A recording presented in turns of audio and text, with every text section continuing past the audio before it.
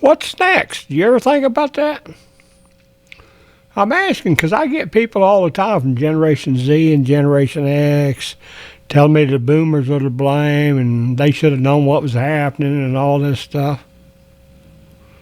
And I argue back, said, nah, we didn't know any more than you know now.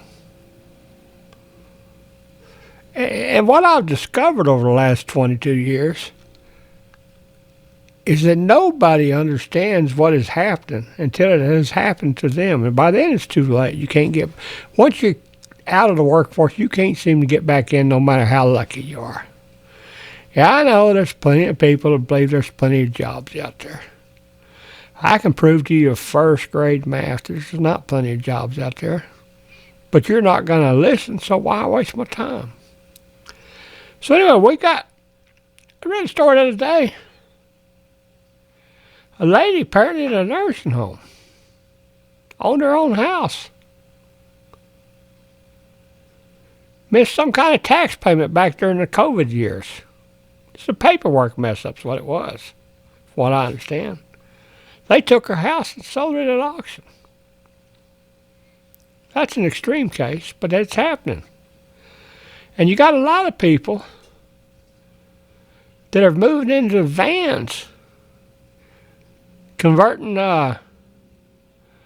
old box top trucks where they like U-Haul and all that type cargo vans, I guess is what I'm trying to say. Converting them.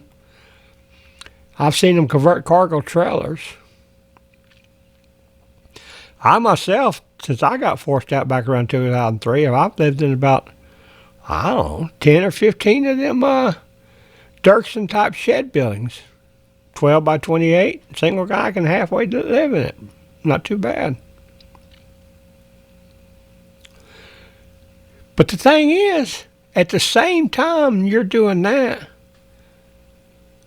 our state governments, these homeowners associations, stuff like that, are making it so you can't live in that. And at the same time,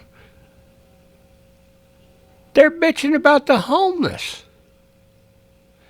Yeah, I know many of you think the homeless are all druggies. Trust me, they're not. A lot of them are older folks like you or me that have never done drugs in their life.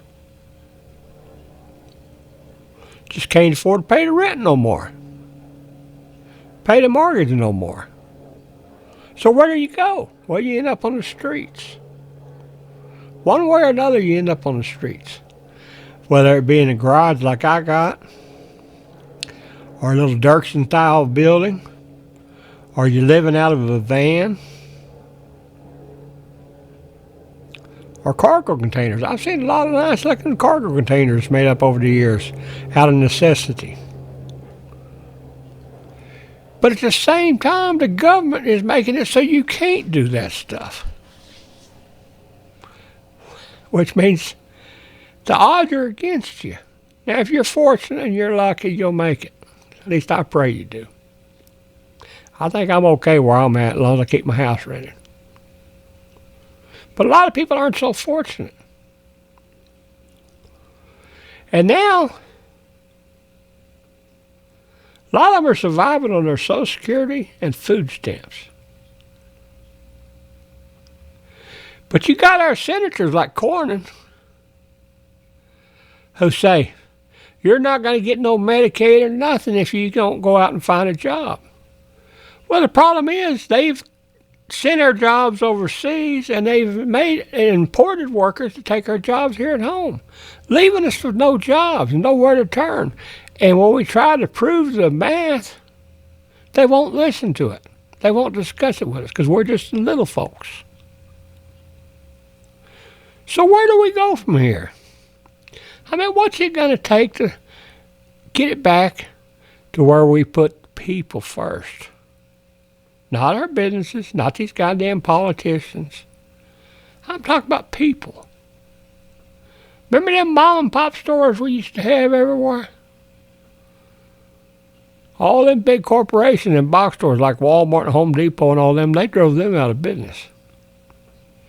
And they laughed all the way to the bank. But yeah, now them big stores like Walmart and all them, they're laying off tons. So is Amazon. As these big have got bigger, they've had to hire more workers. But when they decide to cut workers, it affects a lot more workers. Wasn't it better when you had a small mom and pop, might have one or two employees, and you knew you were pretty well set for life as long as you wasn't an asshole, and as long as you took care of business, helped them grow their business? How do we get back to that? I mean, these are all questions I got. Got no answers. Got a lot of things I can think about.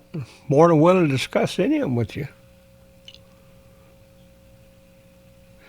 But if we're going to force our people out of jobs, keep raising the house price and the rent price where they can't afford to buy them or rent them,